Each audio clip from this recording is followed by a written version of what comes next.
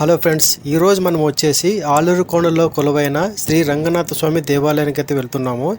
ఈ దేవాలయం వచ్చేసి ఆంధ్రప్రదేశ్లోని అనంతపురం జిల్లా తాడపత్రి నుంచి 12 కిలోమీటర్ దూరంలో అయితే ఉంటుంది. తాడపత్రి నుంచి ఆలూరు కోనకు వెళ్ళాలనుకుంటే మనకి బస్సెస్ కనెక్టివిటీ ఉండదు. మనం వెళ్ళాలనుకుంటే తాడపత్రిలోనే ఆటో లేదా ట్యాక్సీని మాట్లాడుకొని వెళ్ళవచ్చు. నేనైతే నా ఓన్ వెహికల్లో వెళ్తున్నాను. తాడపత్రి నుంచి ఆలూరు విలేజ్ వరకు అయితే రోడ్ బాగా ఉంటుంది. మనము ఆలూరు విలేజ్ లో మనకు ఒక ఆర్చ్ వస్తుంది కదా, ఆ ఆర్చ్ నుంచి ఈ రంగనాథ స్వామి దేవాలయానికి సింగిల్ రోడ్ ఉంటుంది. బట్ రోడ్ అంతగా బాగుండదు. 4 వీలర్ అయితే మనకి పర్వాలేదు, ఏమయ్యలేదు. బట్ 2 వీలర్ లో వెళ్లే వాళ్ళు మాత్రము కొద్దిగా జాగ్రత్తగా వెళ్ళండి, ఎందుకంటే బండి స్కిడ్ అయ్యే ఛాన్సెస్ ఉంటుంది.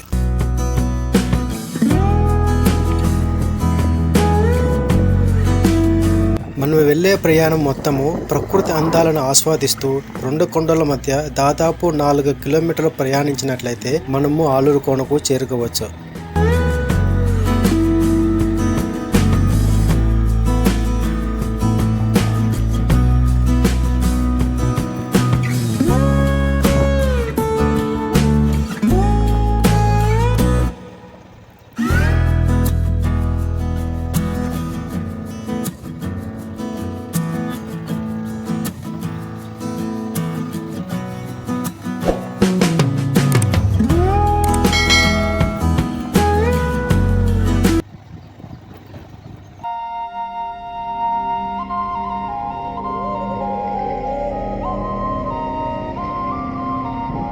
సాధారణంగా శ్రీ మహావిష్ణువు రాముడిగా, కృష్ణుడిగా, వెంకటేశ్వర స్వామిగా ఆవిర్భవించిన క్షేత్రాలు ఎక్కువగా కనిపిస్తూ ఉంటాయి.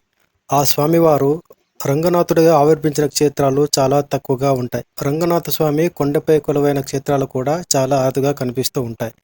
ఇక్కడ మాత్రం స్వామివారు కొండపై ఆవిర్భవించడం విశేషం.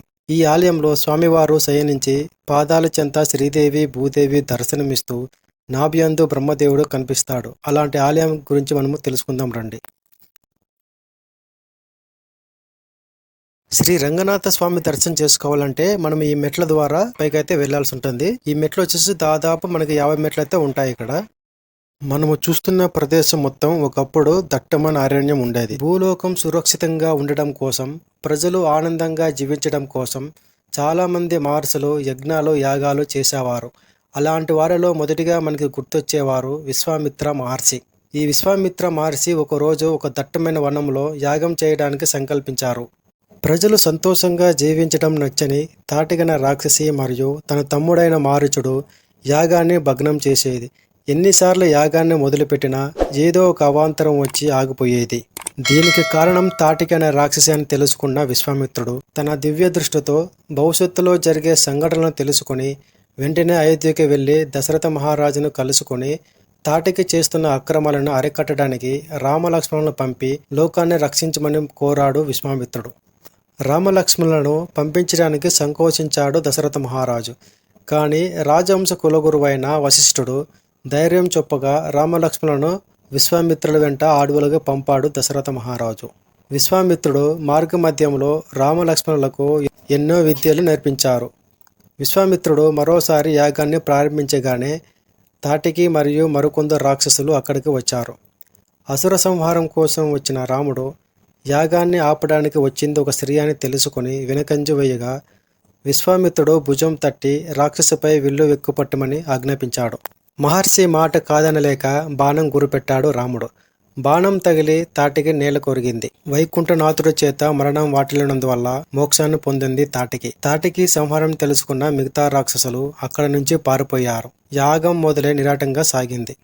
ఆ తర్వాత శ్రీరాముడు అయోధ్యకు వెళ్లే మార్గమధ్యంలో జనక మహారాజు కుమార్తె అయిన జానకిని స్వయంవరంలో గెలిచి వివాహం చేసుకున్నాడు. ఈ దృశ్యాలన్నిటినీ విశ్వామిత్రుడు తన దివ్య దృష్టితో ఏనాడో తెలుసుకున్నాడు. ఈ ఆలయంలో తాటికి మోక్షాన్నిచ్చిన వైకుంఠవాసుడు శ్రీరాముడు కులదైవమైన శ్రీ రంగనాథుడి విగ్రహాన్ని ప్రతిష్ఠించారు.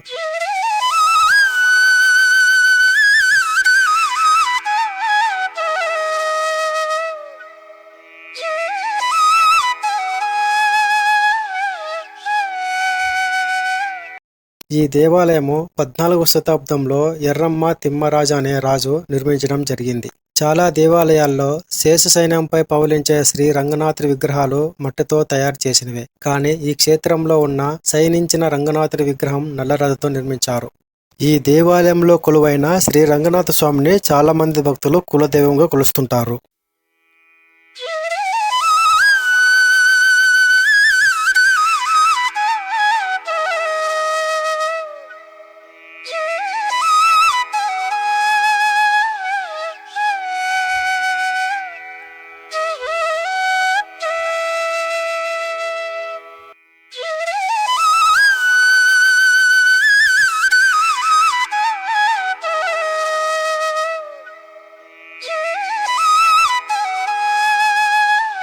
స్వామివారిని దర్శనం చేసుకున్న తర్వాత కుడివైపున సాయిబాబా దేవాలయం కూడా ఉంటుంది. దర్శనం చేసుకుందాం రండి.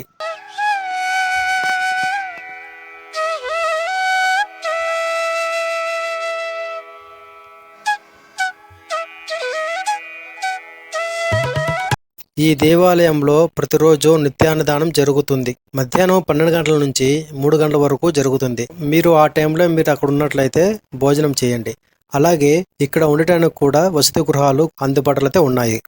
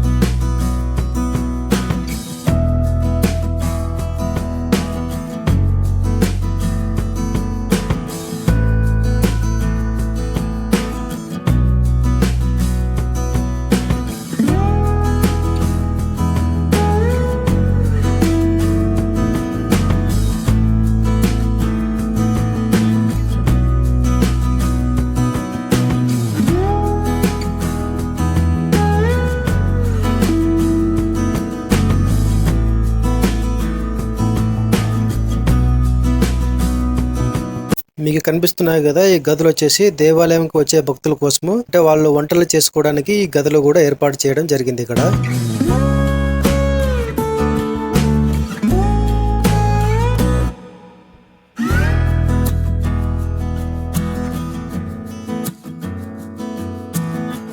రంగనాథ స్వామి దర్శనం చేసుకున్న తర్వాత మనకి ఈ దేవాలయం వెనుక భాగంలో వీరాంజనేయ స్వామి దేవాలయం కూడా ఉంటుంది. వెళ్దాం రండి. అలాగే అక్కడ ప్రవహించే జలపాతం కూడా ఉంటుంది.